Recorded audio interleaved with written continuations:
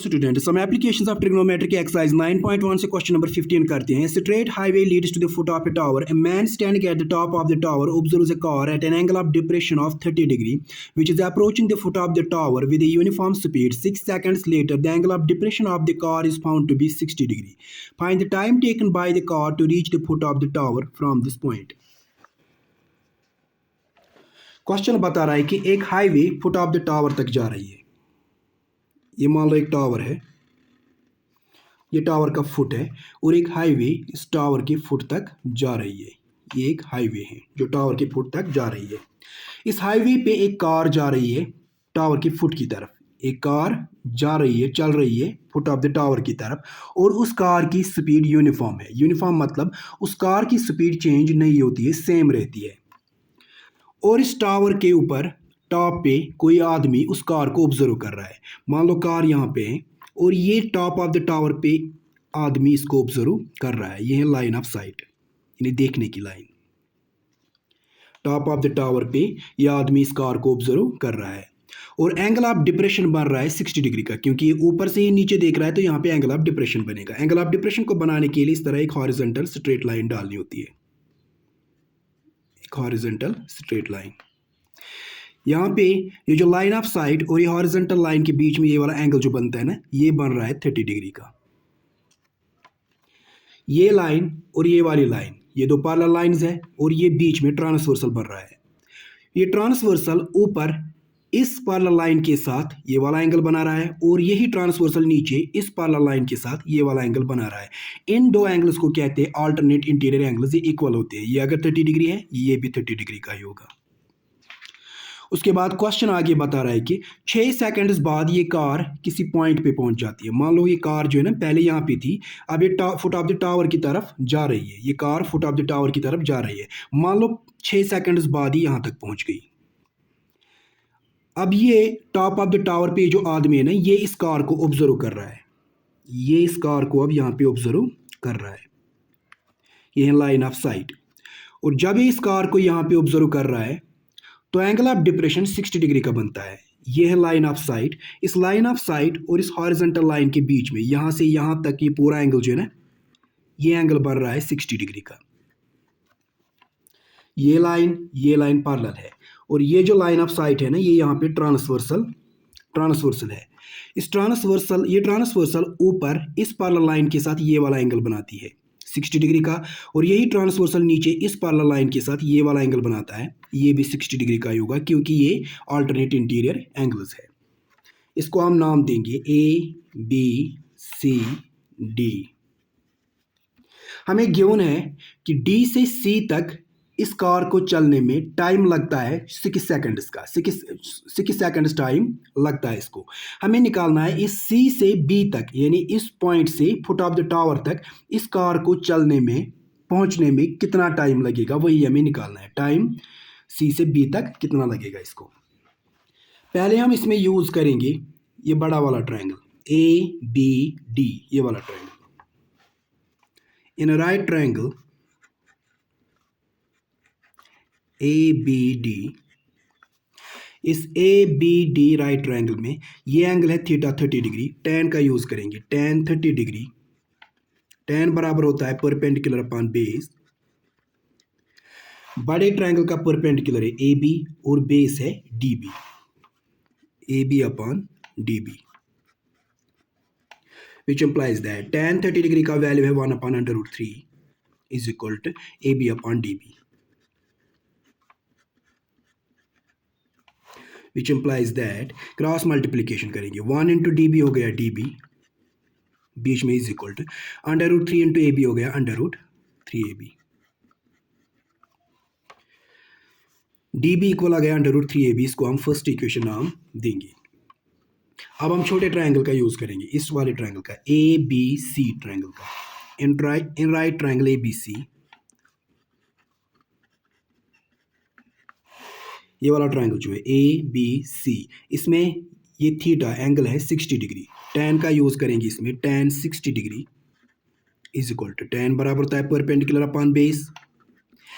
इस ट्रायंगल का परपेंडिकुलर है AB, बेस है इसकी CB, AB upon CB, which implies that tan 60 degree का वैल्यू है √3 is equal to AB upon CB।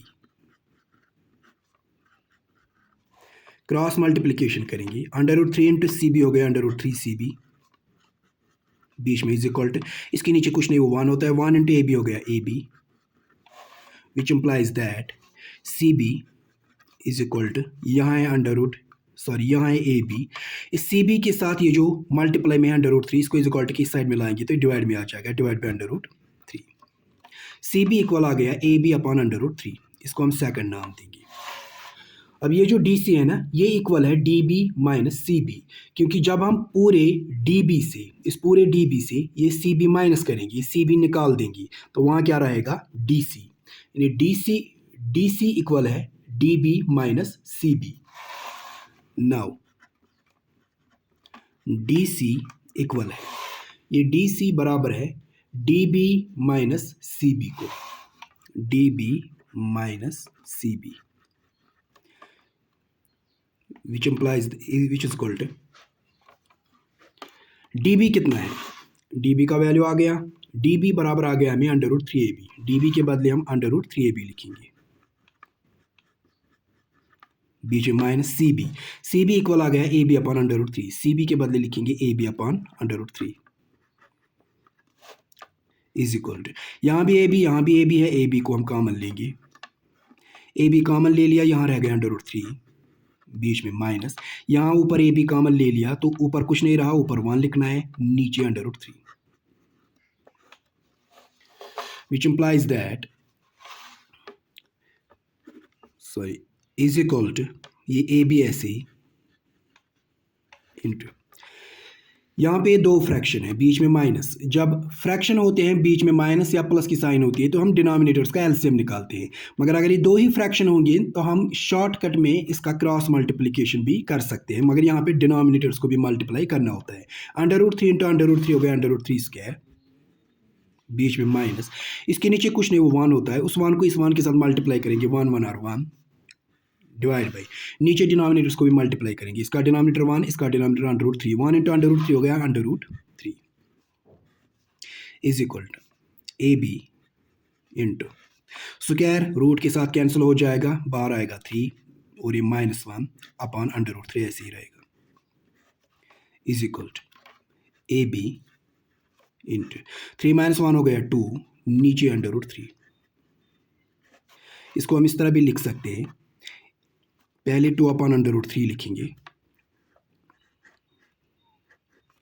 2 upon √3, उसके बाद AB, ये जो DC हम निकाल रहे थे, DC इक्वल आ गया 2 अपॉन √3 AB, इस तरह यहाँ भी लिख सकते हैं कि DC हमें इक्वल आ गया 2 अपॉन √3 AB, इसको हम थर्ड नाम देंगे।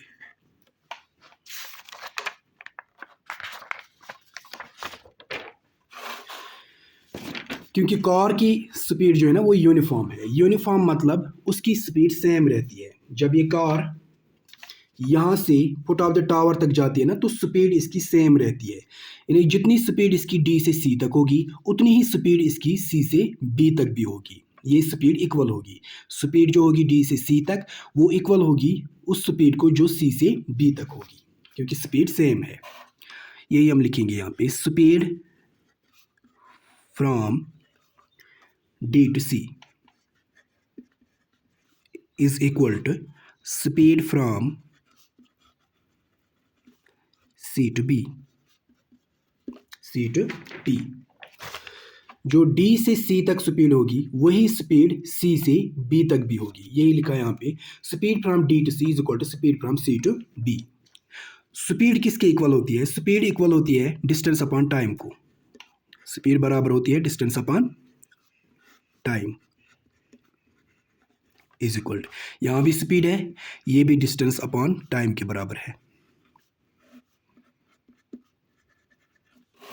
विच इम्प्लाइज दैट D से C तक जो डिस्टेंस है, D से C तक डिस्टेंस है, डिस्टेंस है यहाँ पे DC अपॉन टाइम, D से C तक कार को चलने में टाइम लगता है 6 सेकंड्स, ये टाइम हमें दिया गया है, यहाँ पे टाइम है 6 seconds is equal to C से B तक जो डिस्टेंस है, C से B तक डिस्टेंस है CB अपॉन इसका टाइम हमें निकालना है, वो हम लेट करेंगे t, विच इम्प्लाइज दैट यहाँ पे हम वैल्यू डालेंगे, यहाँ पे डी सी का वैल्यू आ गया 2/√3 AB।